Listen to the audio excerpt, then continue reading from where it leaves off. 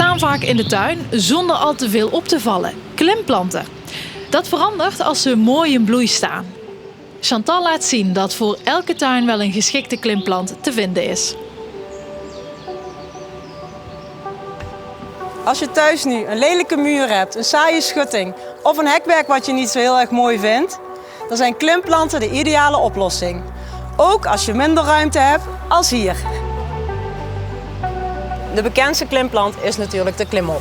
Het voordeel hiervan is dat hij snel groeit en in de winter mooi groen blijft. Hij is er in verschillende bladgroottes en ook met bonte bladeren, dus je kunt er variëteit in aanbrengen. Een klimop zoekt zijn eigen weg om houvast te krijgen. Dat doet hij met zuignapjes. Deze heeft in de muur gezeten.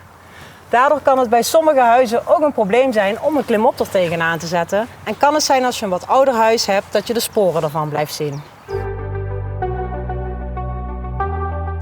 Een andere bekende is de blauwe regen. En als die volop bloeit heb je een ware kleurexplosie. De blauwe regen moet je leiden. De blauwe regen heeft wel wat vorstschade opgelopen door de latere vorstperiode die we hebben gehad. Maar de natuur is sterk en deze zal weer nieuwe bloemknoppen aan het aanmaken, zodat hij dadelijk weer volop gaat bloeien. Een andere mooie klimmer die ook volop bloemen geeft, is deze klimhortensia. Later in het jaar komen hier mooie witte bloemen aan. Deze zoekt ook zijn eigen weg, maar als de takken wat dikker worden, zoals hier, mag je hem best een beetje helpen. Aan deze klimmer heb je jarenlang plezier.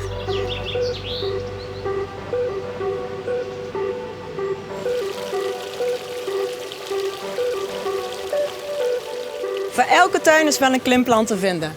Er zijn ook hele mooie klimrozen die in de zomer prachtig bloeien. En er is zelfs klimfruit, zoals een druif of een framboos. En zo zijn er nog wel veel meer soorten fruit te vinden die ideale klimmers zijn voor in je tuin.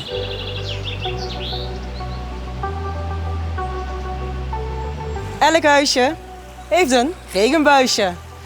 Maar die kun je heel mooi camoufleren door er klimplanten tegenaan te zetten. Een hele bekende klimsoort zijn de clematissoorten. Hier zijn wel 100 verschillende soorten in te krijgen met allemaal verschillende grootte in bloemen en kleuren. Deze groeien best wel snel en zijn ideaal om zo'n regenbuis te camoufleren. En dan mijn favoriet, de Toscaanse jasmijn. Deze plant kan niet tegen hele strenge vorst. Dus mochten we ooit weer een winter krijgen dat het heel hard gaat vriezen, kun je hem het beste afdekken. Maar het voordeel hiervan is dat hij in de winter groen is en wel heel erg lang mooie witte of crèmekleurige bloemetjes heeft die super lekker ruiken. Zo zie je maar, de keuze is reuze en er is altijd dus wel een geschikte klimplant voor in jouw tuin.